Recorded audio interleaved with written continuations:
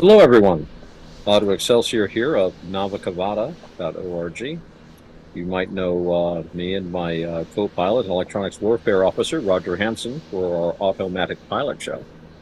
We're doing a little something different today, though. Today, we're going to be talking a little bit about what I like to call nuts and bolts Buddhism, Buddhism basics, something I always like to get back to. And we're going to be talking with Robert Hansen, who is the other half of the Brothers Hansen, who are responsible for some of the most amazing stuff I've ever seen on the internet. And of course, we also have Roger with us as well. Gentlemen, I'm very glad to have you with me today. Glad to be Welcome. here. Cool. Now, Robert, I'm doing this mainly because you were interested in Buddhism, and you kind of wanted to know about where it came from and basically what it is, right? Yeah, to have more of a wide variety of everything about it. The good, where did it start? The branch offs of of it. Well, I think that I can only talk out of my own knowledge of Buddhism. Oh yeah, So I would be happy to talk about what I know and my own understanding. I should start by mentioning that there are a lot of different things out there called Buddhism. And we've all heard a lot of stuff called Buddhism, and yeah, it's certainly necessarily so, rightly so. But it's sort of like saying that someone is a Christian, but then you realize you have people that are Roman Catholic, Lutheran, Episcopal, Eastern Orthodox. So there's a lot of different ways to be a Christian, just like there's a lot of different ways to be a Buddhist. So, but I'm going to talk about my own Buddhism, which is based on Theravada Buddhism. And Theravada means the way of the old ones, and it is the oldest tradition that we have about the Buddha, the oldest writings we have. So this is a big question. What is Buddhism, right? And I've been thinking about this for a few days now, and I think we'll talk a little bit about who the Buddha was. The Buddha was not born the Buddha. Okay, Buddha means somebody who is awake. That's what the Buddha means. Buddha means the awake, the guy who's awake, the awakened one. Before he was the Buddha, he was just some guy. And the technical term is bodhisattva or bodhisattva, you might have heard. That's another way to say it. And that means a pre-Buddha, somebody that's going to be a Buddha down the line. So when his name was Gautama Siddhartha. And so when Gautama was born, this is the story. His father, who was a prince, a military man, he was part of the ruling military caste in India.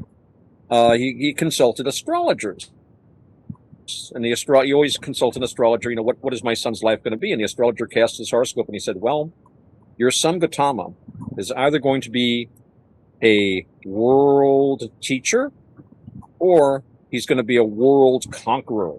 I think the term was Chakravartin, which means a wheel-turning monarch. In other words, he's going to be this great military and political overlord, or he's going to be this amazing spiritual teacher. Well, now his father was already a military man, and he obviously wanted his son to be a general and a conqueror and stuff. So he says, well, I'm going to addict my son to all the worldly pleasures in life. So he'll never think about that holy stuff and the spiritual teachings and stuff. So the Buddha grew up with amazing wealth, amazing luxury, right? Hot and cold running dancing girls, right? He had palaces for every season of the year. He was married to, I believe he had 4 wives. You'd have to check. Each wife had her own palace. You know, this is like really Elon Musk levels of wealth. Well, maybe not quite Elon, but yeah, very, very, very well off. And so he always grew up surrounded by wonderful food. All things were smooth for him. You know, never any lumps in the bed. His attendants were always healthy and young. The only old person he ever saw was his own father, who, although he was gray-haired, he was still a stalwart, strong guy in his early 50s or mid-50s even. And so he's like tooling along, thinking, this is great. And one day he's going out with for a chariot ride with his charioteer, and they're bopping along, and he sees this person by the side of the road, and he's like gray-haired like his dad, but he's all wrinkled, right? And he can barely stand upright. He's got a stick, and he's got a younger man helping him along, and he can barely move. And the Buddha had never seen anything like this. This guy's obviously suffering. He can barely walk, so it's because of his charioteer. What happened to that guy? The charioteer, well, he got old. The Buddha said, old? The only other person with gray hair I ever saw was my dad, and he's in good shape. He can beat me at arm wrestling. It's like, oh, no, this is what happens to everyone. Everybody gets old. And they get like that. And the Buddha goes, wow. He had no idea, so he's thinking about this. So he goes back to the palace, goes out on another chariot trip. They're tooling along, and he sees somebody out in front of their house, which is what they used to do, who was very ill. And he was sitting on a shaded area, and he had his friends trying to give him medicine. He was like throwing up, and he was like cramped, and he was in like a lot of pain. The Buddha never seen anything like, like a lot of young people. He'd never had a sick day in his life, past maybe the sniffles. He was like, what's happening to that guy? Like, oh, he's sick. Now, again, the Buddhist father never allowed sick people in his son's presence. The minute anyone started getting old, they were like farmed off. They always had young servants. Everything was always happy there. So he's like, sick? What's that? It's like, oh, well, you throw up, your gut gets twisted up. If you have dysentery, you just can't stop going to the vet. All kinds of things can happen to you. It's like everybody gets sick. The Buddha's like, whoa, I didn't know that. So again, he wasn't happy about it, but he's thinking about it. Yeah, I think you guys might see where this is going already. So they go out again for a little chariot ride. They come across a funeral procession, right? They're carrying a body to go be burned. And they fall in with the procession, and there's a dead body, and they're putting it on the pyre, and Buddha's like, why are they burning that guy? Oh, he's dead. Dead? What's that? Oh, you stop breathing, your heart stops, you start rotting if you don't get burnt real quick. And the Buddha had never heard of this, so he was like, oh my goodness, this is horrible. So they get back to the palace, and he's kind of worked up about this.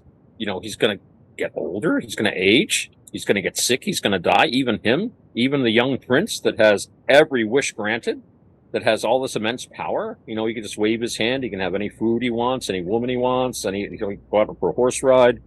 So he's like worried about this. But then he decides he's going to go out for another chariot trip. So they go out, and they're going along the road, and there's another guy he sees by the side of the road, and this is an older man, but he's standing firm.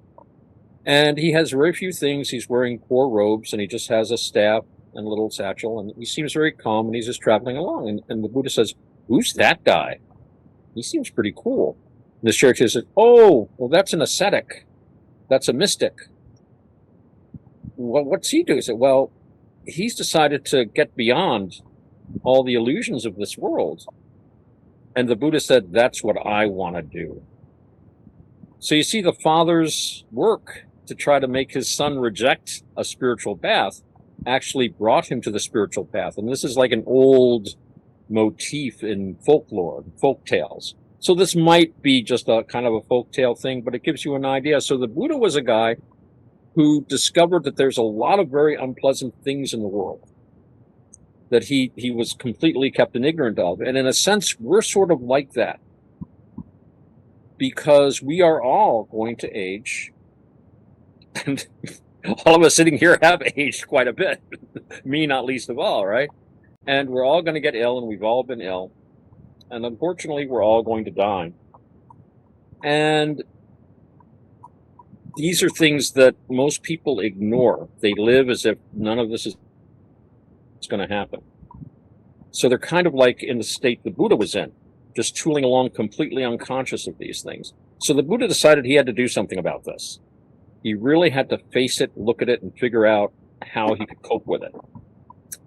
And so he left home and began studying with spiritual teachers, and he eventually became the Buddha, which means the awakened one. And now there's a million things I could talk about, but I just want to say something about that title, Awakened One, okay? Because this, in a lot of ways, is the heart of what Buddhists are trying to do, or part of it, part of the technique, right? when we live in our life, okay, you and I and everybody else we know, most of the time we're not thinking about what we're doing. We're in our heads. We're thinking about what someone said to us. We're thinking about what we said to someone else. We're thinking about something we lost. We're thinking about something we might want. We're not really here a lot of the time. So we're all kind of like going around sleepwalking. And our mind, anything that comes to us gets filtered through our mind. So if we have a mind that's depressed, everything's going to be horrible. If we have a mind that's joyous, everything's going to be joyous. Hooray, right? So it has nothing to do with what's actually going on. It has to do with your own mind. So we spend all this time thinking these thoughts and living in these thoughts. And in Buddhism, they call this a becoming, right? You take on an identity in a world of experience in your head. And again, when I talk about this, you have to say more things.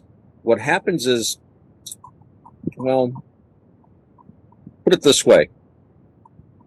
The Buddha was talking about, and when the Buddha was said that he taught two things, right?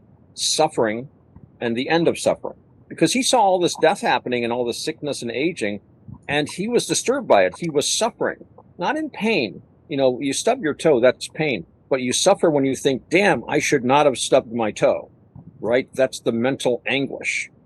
So he, by looking, discovered that you suffer because you crave something. You crave a sandwich, right? And then you cling to the idea of having a sandwich. You cling to that, right? And if you don't have a sandwich, you're miserable. Because I don't have a sandwich. I'm thinking about the sandwich. Where's my sandwich? I want a bloody sandwich, right? And you don't have one. This is suffering caused by clinging to the idea of a sandwich. To get out of the suffering, you just stop clinging to the idea of a sandwich. You say, well, I don't have a sandwich, but that's okay. I don't care. And suddenly you're not suffering from it anymore, right? And even if you get the sandwich, and this is the tricky part, right? Say you're craving a sandwich, right? You're clinging to the idea of a sandwich. So you go and you make a sandwich, right? You solve the problem. Well, not really, because you eat the sandwich. Now notice, first of all, that eating the sandwich probably takes less than 5 minutes, right? You spent hours thinking about having the sandwich. Most of your time with the sandwich is spent just thinking about it. The sandwich itself, it's gone. You eat it 5 minutes and suddenly you don't have a sandwich anymore. And as time goes on, the sandwich goes away. And the next day we know what happens to the sandwich, right? We know what the sandwich has turned into. So this pleasure, this thing that you cling to, goes away. And everything we cling to goes away, including the people around us go away. So this is going to cause us to suffer if we cling to them. Now, this sometimes gets people upset about Buddhism. Because, and I've had this conversation with people, in order to understand why you're suffering, right? In order to understand the clinging and the craving, you have to comprehend what's going on. You have to look at your suffering very closely and see that it's there. And like I said at the beginning, most people ignore this. So one of the first things that a Buddhist does is, after, receiving precepts or undertaking to keep precepts, is you have 5 things you're supposed to think about every day. And one is the discovery of the Buddha, that you are going to age.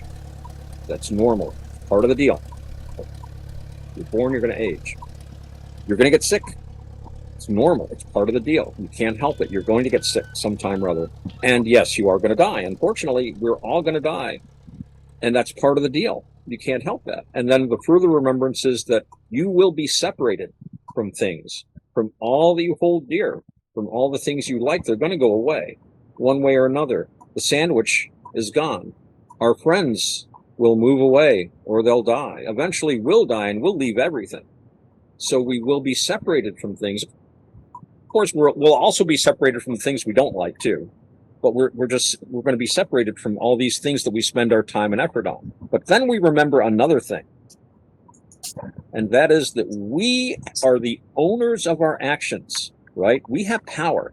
the decisions we make today can affect our future, can affect our suffering, right? So even though we have all these things coming at us, age, illness, death, separation, all this stuff is happening, we're not helpless.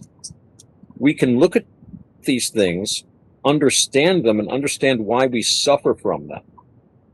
So the Buddha wants us to learn how not to suffer, how, in fact, to be happy. Because that's what he was looking for, a happiness that would last. And he saw that everything that we do in the world, that sandwich is going to be gone. So you can't pin your happiness on the sandwich. You have to look for something else. And that something else is to be found inside in the human mind. Because the mind is the one thing we can control. We can't control the outside world very well. We can up to a point. Yeah, I can turn the light on and off, right? But I can't affect the fact that there is electricity, that someone, I mean, there's this whole history that puts us where we are. All the things we've done, all the choices we've made. I decided to get glasses that look like this. Therefore, I don't have glasses that look different. You have to make these decisions one way or another, but they're your decisions to make. So in the end of the day, you do have power over your mind. And you can't change what's coming at you very much, but you can change how your mind reacts to it. So, I don't know, does that kind of answer your question? The Buddha was basically looking to end suffering because he saw it and was freaked out by it. Well, what I've noticed too is the Buddha, he teaches too, your mindset says if you set your mind for, what do you call it, you condition, the Buddha teaches like you teach your mind how to handle certain things, like the response of certain situations that does come up, okay? Where when a person antagonizes you, the Buddha teaches you how to handle that situation, where you calmly think before you respond to it, and knowing what to do and what to do is an important thing. And where when you know that you figure, okay, like your health, they say your mind helps the health of your body. If you keep your mind sharp and informed, other things helps as well too. Like a meditation. If you stop and think, you calmly, relieve the stress from your body. You calm down, try to keep a level head. And people don't stop to think about that. Okay. All right. Very and true. you Very true. Yeah.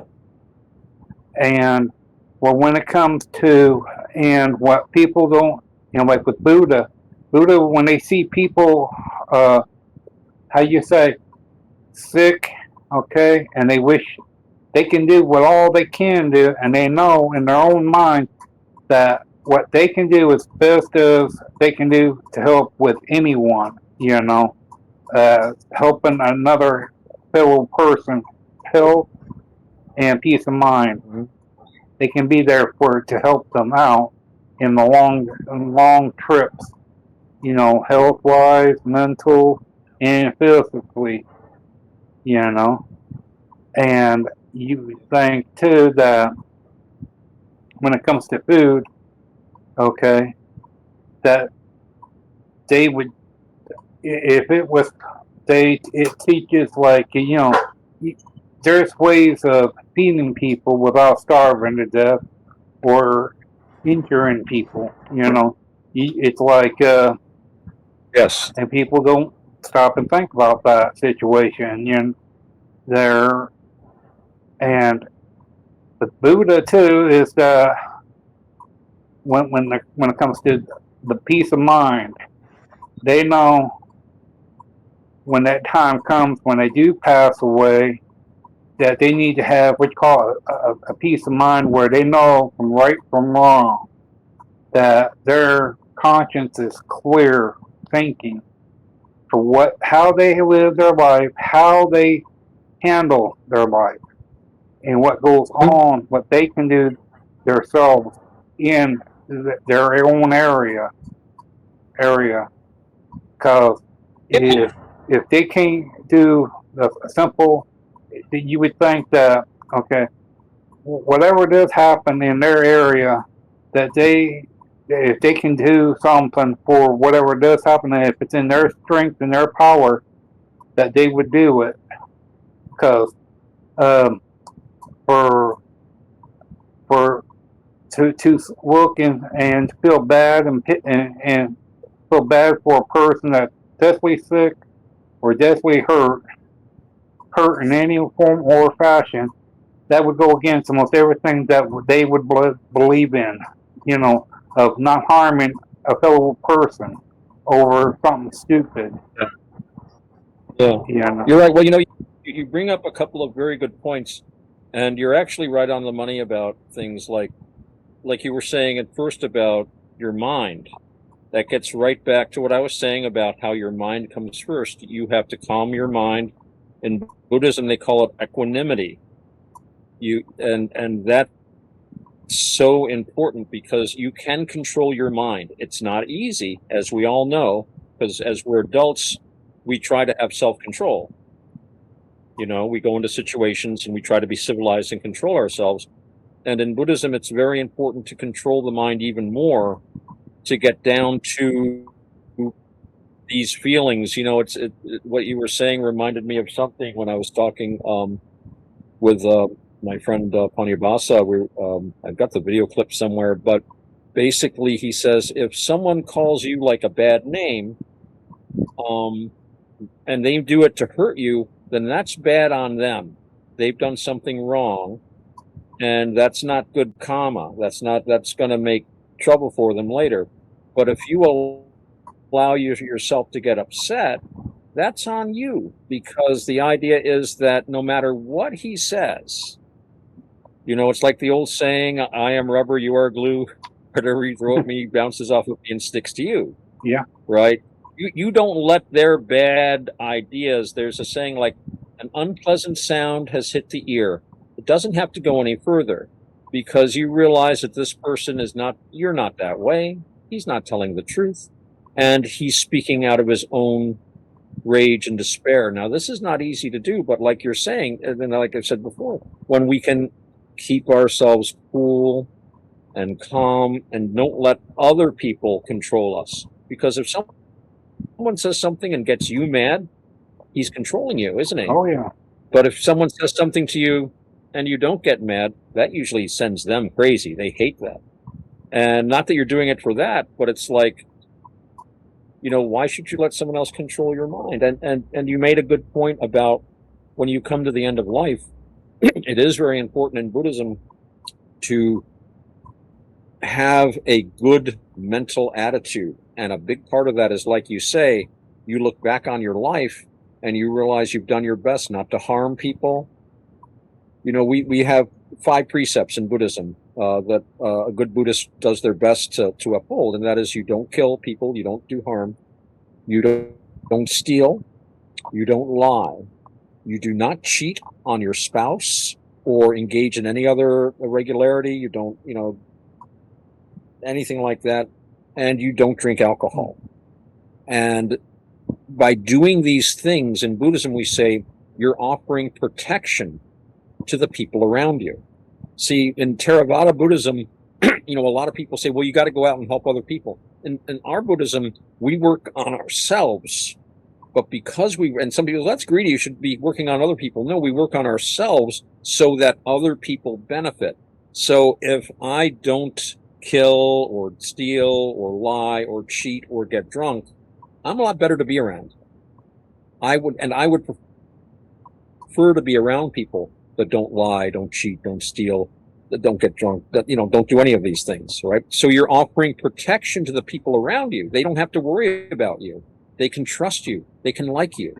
And when you're around people like that, then you can feel the same way. And this makes things better. And when you look back over your life and you realize that you've been this way, then you can leave this world with a good mental attitude. And this is very important in Buddhism anyway, because in Buddhism, we have more than one birth. Not every religion has that. But in Buddhism, you are going to keep going. And where you go is going to depend not only on what you've done, but on your mental attitude toward what you've done. So what you said was right on the button. You want to be always in control of your mind. Don't let other people disturb your equanimity. And you want to be in Buddhism, they call it virtue, which we also call it in English. You want to be a virtuous person so that you're not disturbed. You're not lying on your deathbed saying, I was really mean to that person. I did this, I did that. And I don't know about you, but, we're all older and we've all lost friends and relatives. And the one thing, whenever I have a friend or a relative pass on, one of the first things I always think of is that I wish I'd been nicer to them. I mean, I'm always nice to people and I try my best, but you start thinking, I always think in terms of like the good I could have done. And so I try to remember that. So when I go to visit my mom, who's in the nursing home right now, and she is doing better, which is good, but still she's very old. I try to spend as much time with her as I can, because I know I probably don't have much time left with her, and I want to do as much good as I can while I'm here. And that's really the key. You've got this human life, and we can do good with it. And when we do good with it, we are happier. And again, Buddhism's all about being happier. So you're right on the money. Yeah, but like what you just said about you're fixing yourself. Well, but here's the thing: you're setting a certain thing out. You're recognizing that you need to fix yourself above everything else. But people that witnesses it, they're sitting there saying, if he can recognize himself, in what way is he fixing himself, and how does he notices it?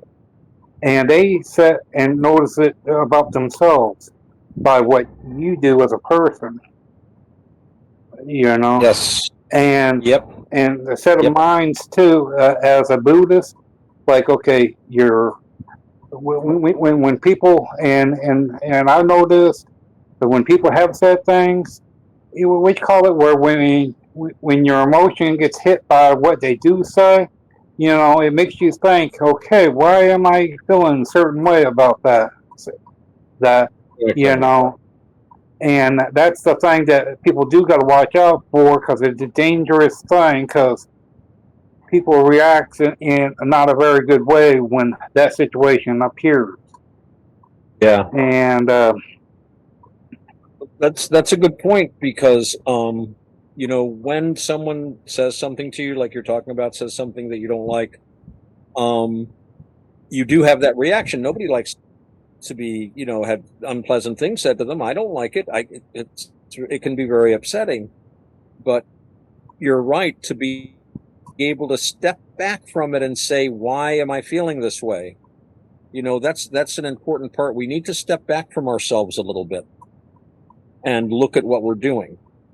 And and you make a good point about that's really the best thing we can do for other people, is to try to give them a good example. Because if you just tell someone to do something, but you don't do it yourself, they're not going to be very impressed with it. Yeah, and that's like being two-faced. You're saying that you believe in this, but then at the same time, you're not following the same thing within that in that religion, or that type of deal, the ideals of it. Right. You've got to walk the walk as well as talk the talk, and it's a lot easier to talk than it is to walk. Yeah. And I do my best to walk the walk. I'm not always successful. None of us are, but you bring yourself back. Every time you stumble a little bit or slip, you just pick yourself right up and go again. In fact, a big part of the practice of Buddhism, especially when you're first getting started, is the normal state is you bring yourself back, you bring yourself back, you bring yourself back. Do it 100 times, 1,000 times, it doesn't matter. Your default is you bring yourself back, get back on the path, get back to virtue. And after a while, it sticks, and you do see a difference in the way people around you feel and behave. Because, like we were saying, you're offering protection to them by not doing bad things. You're being an example, and people start feeling better around you, I think, and people interact with you differently. You can see a difference. It's somebody once talked to me about he was worried about being misunderstood. People thought this of him or that, and I said, your actions will speak louder than your words. If they see you being a good person day after day, they will realize, they really will know. And people notice it, and it makes them happier. So, it's a path that even though you're working on yourself, yeah, it does help the people around you a lot. Yeah. And I find, and like with different types of like there's like, you stop and look, and you look at other groups, okay, how they are, and certain things we call parallel to where one religion comes close to the other, and where people, they listen to what one says, and they learn from both, but can they fully understand either side of it? Well, I mean, there's always parallels. Yeah, but go on. Yeah, but can they? What was that? Well, these parallels in religion. The first thing I think of is that all humans are basically the same, all through history. I'm not going to talk about Julian James's theory of the bicameral mind or anything like that, but basically all human beings are facing the same issues. We've got the same body, right? We've got the same brain, the same heart and lungs. We have a lot of the same concerns, birth, life, marriage, reproduction, family, society. Every culture has these things. And so when wise men, and wise women for that matter, but when wise people look at these problems, a lot of times they see the same thing and they come up with similar solutions. So you can read the Bible and read things that Jesus says, and some of them are very close to things that the Buddha said. They were not teaching the same thing at all, but you've got parallel ideas. And there's a story I remember when a Buddhist monk from Southeast Asia was visiting, I think it was England, and he didn't know much about the West. And one of his students who was traveling with him, they went to a hotel, and there was a Bible in the hotel. And, this is the holy book of the land I'm living in. So one of his students who could read English read to him excerpts from the Bible, read to him the Sermon on the Mount. And the Buddhist teacher said, those are the words of a bodhisattva. Those are the words of someone who's on his way to becoming a Buddha. And it's always made me think that, because there will be another Buddha one day, according to Buddhist thought. And I wonder if they'll tell stories. Our current Buddha there's something called the Jataka stories, right? These are stories of all his past lives. And I just wonder if the future Buddha, there will be a story of the time he was a teacher, in ancient Palestine, talking about, let's be nice to each other. Let's love each other instead of like all this warfare and killing and stuff. So yeah, there's always these parallels, but I think it's important. I spent years just picking from this religion, from this. I've studied religions and occult philosophy and all this stuff. And I finally, when I looked at Buddhism, I saw that a lot of the stuff I'd been studying had basically been stolen from Buddhism or picked from Buddhism. And Buddhism is very old. It's 2,600 years old. So it's older than any of these other systems that we're picking from it. So when I started studying Buddhism seriously, and by that I mean, Theravada Buddhism, I suddenly saw that this was a complete system. So we were talking about how there's a lot of Buddhist techniques out there that are being taught, like what they call kind of inaccurately mindfulness meditation, where you just sit and all you think about is the present moment, and you don't care about the past or you don't care about the future. You're just here now. And so in theory, all your worries about the past and the future just go away, and you can just groove in this kind of eternal now thing. Well, that is helpful to make you feel better for a little while, but it doesn't really get you anywhere. Now, in Buddhism, they do have that technique, but it's part of a bigger system. And the idea in Buddhism is you focus on the present moment, right here and right now. The past, 5 minutes ago, 5 years ago, 5 seconds ago is not real. The future, 5 seconds, 5 minutes, 5 years from now, that's not real. All that's real is this moment, right? When you're in that moment, you've got work to do. Because if you can drop all your worries about the past and the future, you can concentrate your mind right now. And right now is when you make decisions. And every decision you make right now, every decision you make, every action you do is going to affect your future.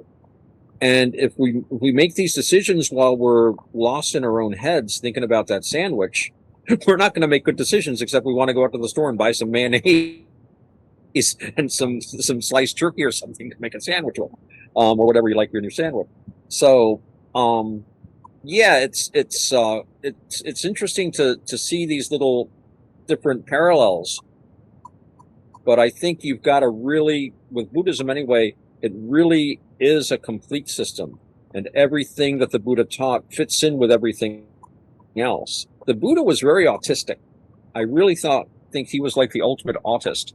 To be a Buddha, Buddha is a technical term, right, in the Buddhist religion, and people get enlightened, and in the term used is arhat, right, where they wake up, and they know what the Buddha knew, right. They call the Buddha because he can teach it. A lot of people wake up and they say, wow, how do I be enlightened? And you say something like, no matter where you are, man, there you are. No matter where you go, there. It's hard to put into words, but the Buddha, he was able to describe every step that his mind took to do this, and then he spent 45 years walking around northern India, answering questions about it and refining it. So at the end of the day, by the time he died, or passed into parinirvana, as they say, we had this complete system of how our mind works and how we can control our own mind. Because the mind's a dangerous thing. Mind's a powerful thing, and the most important thing you can do with your life, I think, is get your mind to work better. Because your mind is going to be what makes you miserable. Your mind is going to be what makes you happy. And your mind is going to determine how good your future is. Like I say, if you can be really aware and alert when you decide to do things. And I don't do this myself perfectly. I fall down all the time. When I'm conscious and alert and I can keep it together, I do real well. But sometimes you get caught up in the enthusiasm. Roger, you know about this too. You can be discussing something. You're supposed to stay on a certain topic, right? And suddenly you lose your focus. Suddenly, instead of being separate and like looking at all this stuff, you enter into a becoming. And suddenly you're arguing about like, where does gold come from? And then this and that and the other thing. And you completely lose track of what you're doing because I stop being mindful. And again, it's easy to slip back, but I have to climb back up. I have to climb back up on that horse after I'm thrown. What's the old line? Pick yourself up, dust yourself off, and start all over again. And do it again and again and again, and not beat yourself up too much over, mistakes you've made, because that doesn't do any good. The Buddha said that if we make a mistake, if we do something, he said, before you do anything, you should consider whether it's going to do any harm or not. And then if it doesn't seem like it is, then you do it. And as you're doing it, you look, is it doing any harm? If you see that it is, you stop. If you see that it doesn't, you keep going. And then after you do it, you look at it and say, did I do any harm when I did that? And if you didn't, great. If you did, you say, I don't want to do that again. It's very good to discuss it perhaps with someone who's further along on the path, admit what you did, and then you resolve, I'm not going to repeat that.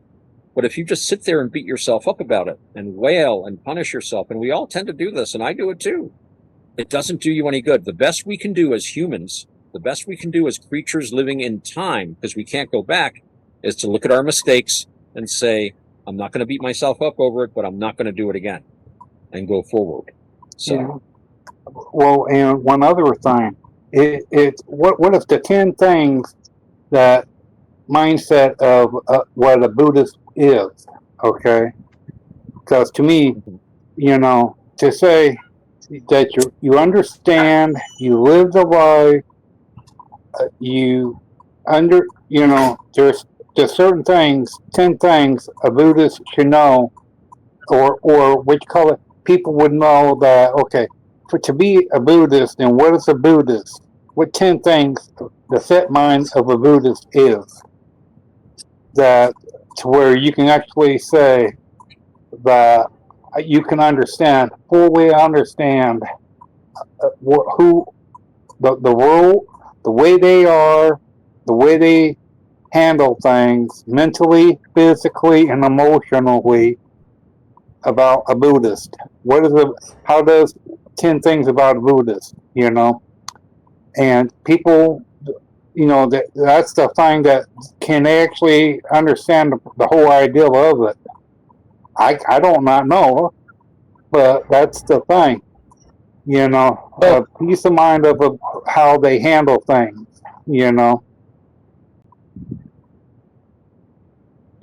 well, like I said, there's a lot of different kinds of Buddhism in the world. Yeah. And so different Buddhists have different ideas of what is required of them to be a good Buddhist. And then you have to remember that there's two levels of Buddhism. You have what they call, well, technically three. You've got the regular lay people, lay followers, like everyday Buddhists, but they go to work every day and they're just. Then you've got what they call the Sangha, which are the monks. It's actually bhikkhu, which means, I think, wanderer. They're not like Western monks, but that's a pretty good translation. So, and then you've got what they call the noble Sangha. And the noble Sangha are monks who have attained enlightenment. They're arhants. They're basically on the same level as the Buddha mentally. They just don't teach. To teach, that makes you a Buddha. So each group has its own responsibilities and things it has to do. Although the Sangha and the Noble Sangha are pretty much seamless, because you never know. You're not supposed to tell people if you become enlightened, if you're a monk. You're not supposed to discuss it. So when you meet a Buddhist monk, you never know. Maybe he's enlightened, maybe not. They don't talk about it. That's a private, very private thing. Yeah. But if you're a lay follower, just like a normal guy like me, your main thing is you follow the precepts. What's the precept? You try to incorporate the precepts are that I will refrain from causing harm, especially killing. That I will not lie. I will not tell a lie. I will not steal. I will not. The phrase is, I will not take what is not offered. I will not engage in sexual irregularities. Or they say illicit sex. And the actual words were, you will not seduce married women. You will not seduce women who are under the protection of their parents. In other words, minors. So you do not break up marriages. You don't break up your own marriage or anyone else's. You don't go after children. Says nothing at all about consenting adults. You can have a girlfriend. Whatever. That's not a problem. Sex isn't a problem in Buddhism. It's sex that harms people, right? And I don't drink alcohol. Okay. Which the main rule against alcohol is because alcohol clouds the mind, and we're trying to make our minds work better. And when you drink alcohol, it makes you very stupid, and it ruins your judgment. And I think we've all had experience with that. And that gets back to that craving and clinging, because you crave that drink and you cling to the idea of a drink. And then when you get that bottle, you cling to the bottle and you're getting this pleasure. And then the next day you're throwing up, you're sick, your knuckles might be all red where you got into a fight and you don't even remember it. the police might be knocking at your door, and suddenly, so the Buddha said that wisdom consists in looking at any action and asking yourself whether this is good for you in the long term. He's all about thinking in the long term. Short term, yeah, drink that bottle of whiskey. Long term, this is killing you. But Why would you do this? could that be followed at the same time too, as okay, like your mind? Okay, if it can create a thing of damaging your mind, the things that you or another person's going to do could create a problem where their mind's going to be hurt from it bad enough that other people can get affected by it as well too. Mm-hmm. That's the thing. Yeah, well, the mind is central, and when Buddha is all about action, right? So in Buddhism, you're not bad, but you can perform actions that are bad. Yeah. So if you say you're bad, you can't change yourself because you're you. Yeah. But if you say I'm behaving badly, you can change your behavior.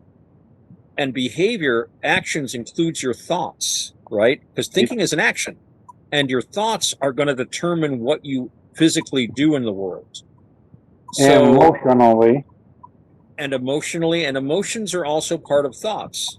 That's interesting. It's an interesting thing to bring up because, and our thoughts, we often think I have to think this. This person said that, so now I have to get mad. Like we don't have a choice. But Buddhism shows us that we do have a choice. We don't have to follow that thought. We can say, I know where that thought is going to go. That thought's going to make me feel miserable. I can think this thought, oh, nobody loves me. Everybody hates me. I'm going to eat some worms, right? Because somebody said something I don't like. But I've done this to myself before. I know that I'm just going to go into a miserable funk and I'm going to cry or this or that, and then I'll get over it. So in Buddhism, let's skip a step. Let's not go down that path because we know it just goes to the same place again and again and again. And of course, however you think is going to affect you and your actions and everyone around you too. It gets back to that, giving other people protection from you. Mm-hmm. So, yep. Yeah. And I was curious too, because it's the thing that, okay, when people don't fully understand the thing of what, okay, when the way when you feel a certain way and all that, okay, and you step back because you don't like where, if you know how you get as a person, okay, and people take it like an insult because they're thinking that you're being disrespectful because you're keeping your distance from them. They don't understand that it's not from you. He's keeping the distance away from you to keep you from it could turn bad for you or him. In either case, doesn't work out for either side if you permit that motion to arise. Really bad emotion. It's like a person that you have certain things for. How you feel about that. To how that's not a good thing. So instead of being honest and telling, they always say, tell the person the truth. Well, in some cases, it's best not to say the truth because the truth might hurt worse or can create more of a bigger problem than anything else. And it's best to walk off from that situation completely. Yes, very much so. Well, when I talk about in Buddhism, you have to tell the truth, right? Yeah. That's a very important rule. However, the Buddha was not naive. He was not naive. He understood how the world works. So in Buddhism, when we talk about telling the truth, the Buddha said, before you say anything, there's 3 things you should think about before you tell somebody something. First of all, is it true? Because you should only speak the truth. So, okay, I can say something to this person because it's true. However, is this truth going to be helpful at that time? It might not be the right time to say this truth. And you also have to ask yourself, is telling the truth at this time going to be beneficial? Is it going to help things? Sometimes no. Sometimes it's not a time to tell somebody some home truths. Sometimes you have to let them calm down before you can talk to them. So in Buddhism, if you are in a situation where the truth would hurt things, make things worse, you don't say anything at all. You wait until it's the right time to say it, right? And then even then, you might not say it. So you refrain from telling the truth. You know, there was a thing where the example given was, say you're in East Germany, right? And the Stasi are like going door to door looking for, like, you know, bourgeoisie class traitors to take to interrogate. And you've got some guys hiding, and here comes the communist police, and they pound on the door. It says, "Are you hiding any bourgeois?" And you're a Buddhist. What do you say? Do you say, "Oh yeah, they're up in the attic"? Well, you know they're going to be dragged off and tortured, right? So you might say something like, "Me? Would I be hiding the bourgeois? How could I be doing something like that?" You can kind of, you know, you're not lying. You're just asking a question. But you could tell the truth, but it would not be timely or beneficial. It wouldn't help anyone. Yeah, but you could say somewhat of a half of truth.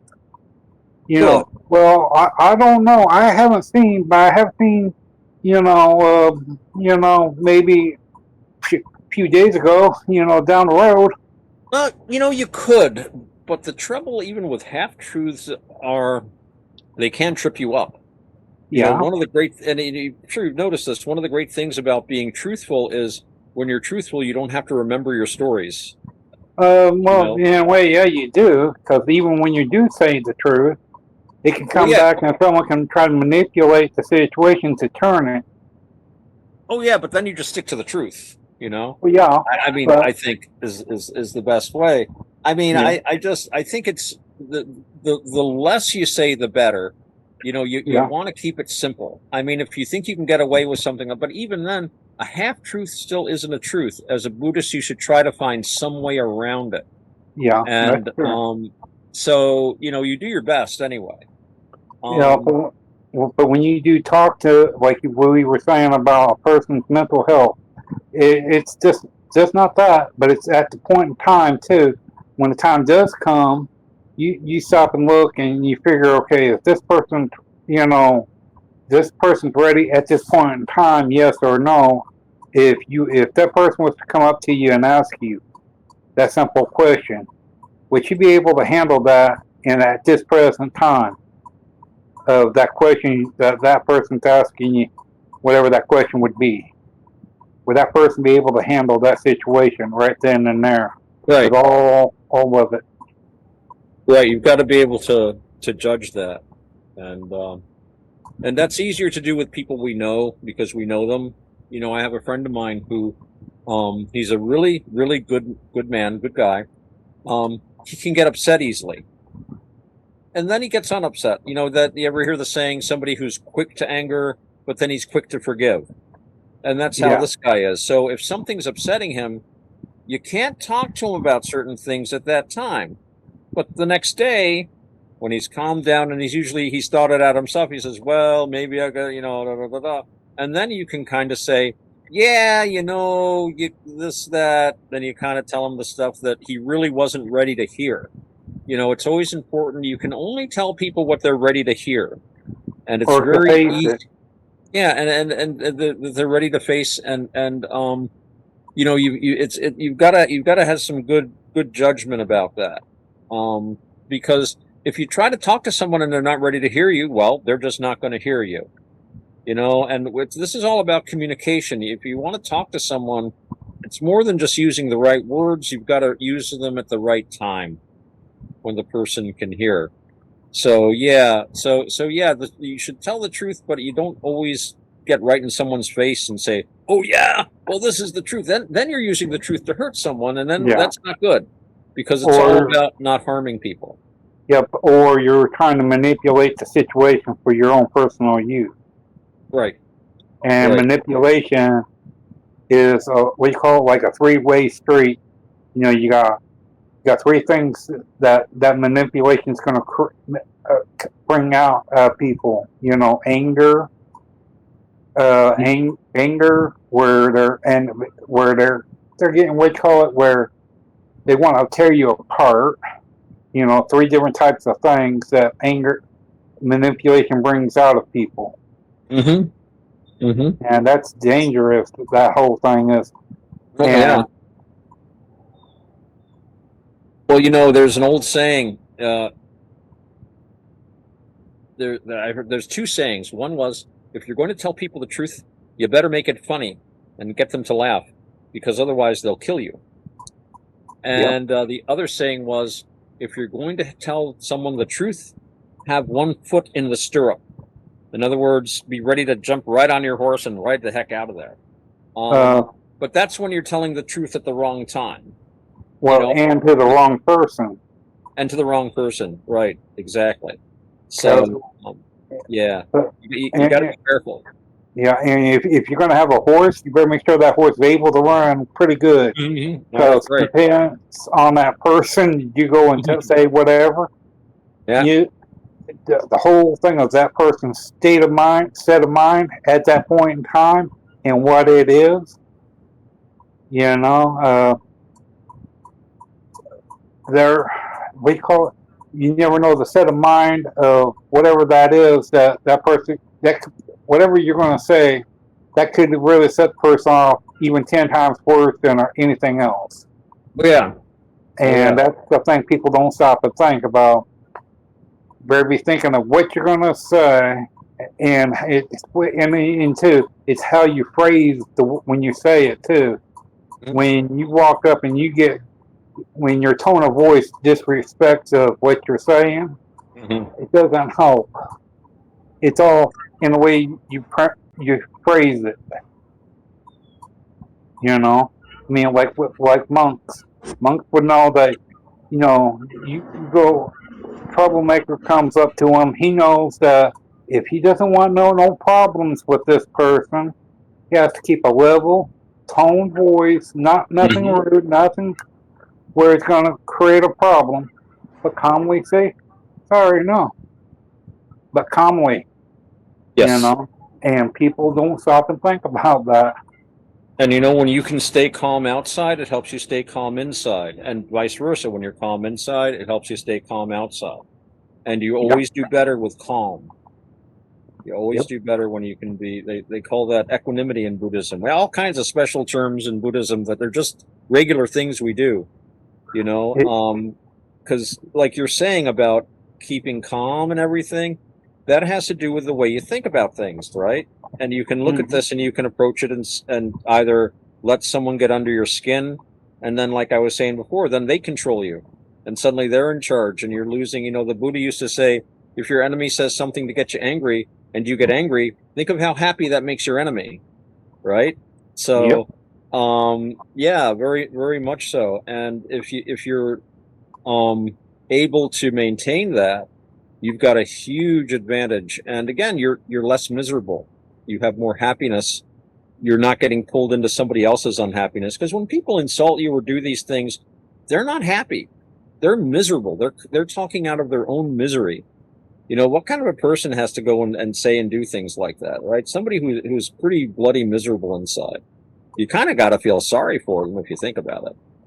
But it's important, like you were saying, to be able to step back and see that. So that's good. That's good, Rob. Yeah, and it's like them three places in India. Monks, We're talking about three different types of monks live one another, close to one another. The schools and all that was right there. They work to it. They live together. Well, as you said, they teach their own thing, but they lived in close areas. They live with each other, not to have conflict where they do not compete, saying mine is better than yours or anything like that. It's Right. that they respected enough of it to where you teach what the way, to understand the full thing is more mature than what most people are. Because if you got three different types of religion as a monk, you have to understand all three of them to understand that. Look at the process, how they live, the food, how everything works. Okay, if they can live like that with no problem, okay, no fights, none of it. Why is it that people can't follow the same route as they did? All three of the monks in India during World War II. That was during that specific time when the place was built. Well, they lived there, and Well, so it's interesting because in a lot of these countries, there are more traditions than we have of just, living and let live. I mean, if you go to India, you know, it's somebody pointed this out to me. You've heard of Hinduism, right? Hinduism, the yeah, Hindu religion. There's actually no such thing. Hinduism as a word was invented in 1814 by anthropologists because they were huh, trying to describe how all the different Indian religions, they have hundreds of gods, and each person worships their own god. They're really all separate religions, but they all get along and they accept each yeah, other's religions. And then the English came along and said, look at all these guys. They don't hate each other. This must be just one religion. And they do share a lot of mythology, but so to Jews and Christians and Muslims in the West. They all have very similar ideas about religion. They have a lot of, Christianity came out of Judaism and Islam came out of Christianity and Judaism combined. So they've got a lot of common elements, right? But they fight like cats and dogs. But yeah. over in India, you can have 100 different gods and they're not fighting each other, so it's kind of interesting how you can have people, like you're saying, you could have three different kinds of monks or three different, and this is something, before I forget, this just came out in Vietnam. They have a new Catholic saint now, and perhaps Tan will talk about it on the show next time that he's on. And one of the things he posted an article in Minds, which you can check out. And one of the things they noticed, I thought it was interesting. I posted it in the Buddhist Discord, where even Buddhists were attending his funeral they were attending his ceremony to become a saint. I think they call it beatification. And that Buddhists and even, like, as I said, people with no particular religion, probably like animists and stuff like that, were paying homage to him. So in Southeast Asia, just because I'm a Buddhist or an animist doesn't mean I can't go to a Catholic saint and pray to him as well. They don't see any problem with that. Now, the Catholic, I'm sure, would have a problem with going to a Buddhist shrine to make an offering, but the Buddhist and the animist don't see any problem. So you do have that. That's I think a good tradition for us to pursue. We need to learn to live together better and not worry about the other person's religion that much. Let them have it, Yeah, but here's the thing: it takes more than that, because you look at all these places with different types of religion, and they can't grasp at the ideal that, okay, if what we're doing is harming other people, can they say that our religion, how is it that they can't realize what their religion's causing other religions, when they're losing people and they're saying their religion's more important than theirs? That's not good, because that just creates more of a bigger problem. Yeah. Well, that's the Okay. thing. That's the thing, because religions used to be very, I was just reading a thing about the ancient Romans, and they had so many gods, and they were always importing new gods. I mean, they would just invite them into the city and build temples to them and stuff because they liked having lots of gods. But then you get this religious idea, like you're saying, my religion's better. I saw this wonderful documentary about the religious wars they were having in Europe, up in the Netherlands, and it was like basically the Catholics versus the Protestants. And up in the Netherlands, it was awful because when the Catholics came to power, they just burned any Protestant they could get a hold of. And when the Protestants came into power, guess what they did? They started burning Catholics. It was just, and I mean, they both worship God. They're both Christians, right? They both have Jesus and all these same teachings about, don't hurt people, peace, the Prince of Peace, and they're torturing people. So this is really weird when you look at like most of history. I mean, that's not to say there weren't like religious arguments. The first real big, I think I posted it in the Discord again. Post a lot in the Discord. There was this emperor called Diocletian, right? And he wanted to make Rome great again because Rome wasn't going well. And he said, you know what? We got too many foreign religions. So we're going to stamp out these foreign religions. And I mean, stamp them out. So he was the one that started persecuting not just Christians, but Monarchians and some other religions that just were not so traditionally. Says we're doing wrong because we've left our traditions. We've got to get rid of all this stuff that's like, corrupting us.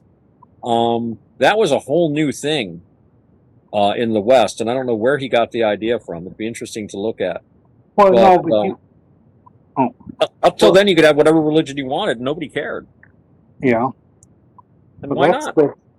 As long as you're not hurting other people, like you're saying, you don't want your religion to say, well, my religion says I have to chop your head off if you don't convert. Like, no, that's not, we don't have that religion. You've got and one other thing, too, and like what you were just saying about, well, it's the thing that when it goes to the point where it's my way or the highway on what you just said, and people don't fully understand the full thing of what that person's meaning, the full thing of, and if neither sides are willing to work out on either side, how can you really say it's being fully understood?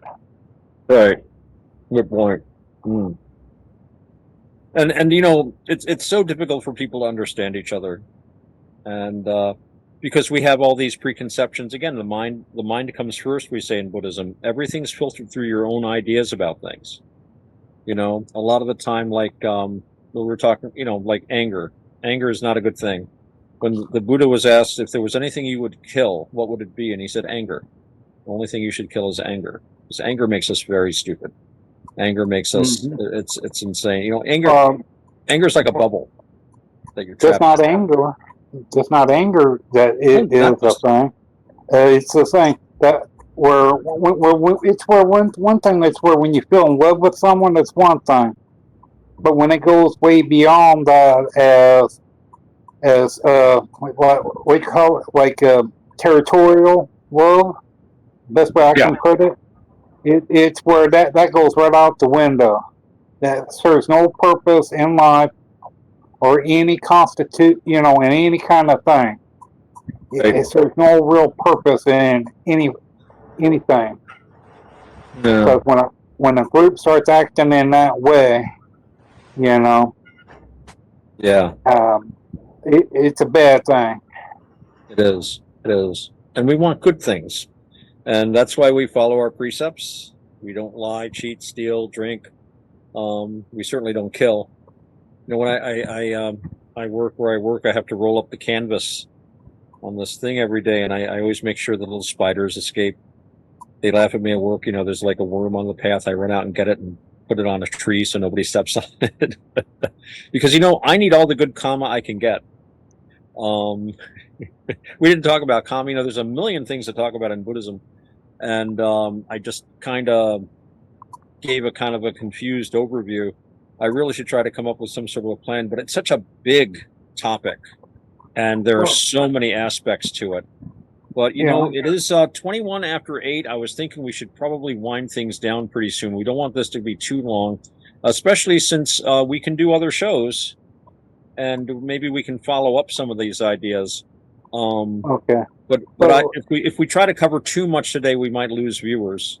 I wonder if we have any viewers. Roger, do we have anyone mentioning it, chatting with us, or watching us, or anything like that? We had Veterans Radio on Kick who stopped in. He just gave his regular emojis, but he didn't say anything. I did a shout out saying hello to Veterans Radio and thanks for stopping in. So we Thank you. We do appreciate it. We do appreciate it. Yeah, yeah. We had So we had 3 views on YouTube, and we've had 2 views on Rumble, and nice. On Kick we've had between 1 and 2. It bounces up and down. So, gentlemen, we are reaching them. We're reaching them. People are going to learn about Buddhism through this. This is really good. Just one thing, we can bring it up on later. Next one I would like to find out is, okay, how does Buddha, I can't pronounce it correctly. That's okay. I can't pronounce a lot of these words too. It's a foreign language, but I want to find out about Buddhism and how does it work within, like, in different countries, like Russia or Japan, their ideals, their beliefs. Okay, yeah, that would be a great talk. Because as I was saying, there's a lot of different things out there called Buddhism. I'll just say offhand that there's 2 main branches that are around today. In the ancient world, there were a lot of different Buddhist schools, but today we have what they call the Theravada Buddhists. And Theravada is a word that means the way of the older people, the elders, the old school, if you like. And then they have what they call the Mahayana. And Mahayana means big vehicle, big boat. In other words, like a big tent. The Democrats we need a big tent. And in Mahayana, the big tent, you've got another kind of Buddhism called Vajrayana. And Vajrayana means diamond thunderbolt, right? And that's part of Tibetan Buddhism. And Vajrayana Buddhism is a subset of Tibetan Mahayana Buddhism, and it has to do with what they call quick ascent or steep ascent. Basically, how to be a Buddha in one lifetime. Cut through all this stuff. It's a very difficult path, and it's arguably not anything that the Buddha taught. Well, we can get into the details about that, but all of these spring from ultimately the Buddha's teachings, but a lot of it had to do with the way Buddhism traveled. But it would be another hour and a half to go on about this, but that's a great topic, Robert. We'll talk about that next time. I think that would be wonderful. Oh, okay. All right. So, Roger, do you want to ask us all for our socials, or should I do that, or how are we handling this, bud? You can go ahead if you want to, since it's a joint effort. So. Oh, all right. Well, thanks everyone for being part of our show today. Hope you found it enlightening, or at least entertaining. I think we all had a really good time, and I'm looking forward to continuing the discussion next week. But we're going to take our leave for now. But before we go, we're going to share our socials, as it were, in case you want to contact any of us with any questions. So, Roger, why don't you give the socials for you and Robert, the brothers Hanson? All right. You can find me and Robert on Minds, Roger_Hanson. You can also find us in our Minds group, which is called Strange Stories, as well as the Praetorian on Minds.com. Now, other than that, I am on X, Roger Hanson, at ROGLOL1973. I'm also on Discord at The Wonderful World of Weirdness. You can find me on Teams and Element Matrix at Rogers Hangout. I believe that's all of it, Otto. There could be more. That's plenty. You're all over the place. As far as I go, you can check out my website, navakavada.org. That's NAVAKAVADA. It's spelled just like it sounds. I'm also on Minds.com, Otto_X. I also have Navakavada channel on YouTube, which has some interesting videos. Also, Navakavada Buddhism on BitChute, some older videos, but I think some very interesting ones, including some very, very interesting long interviews with some Buddhist characters.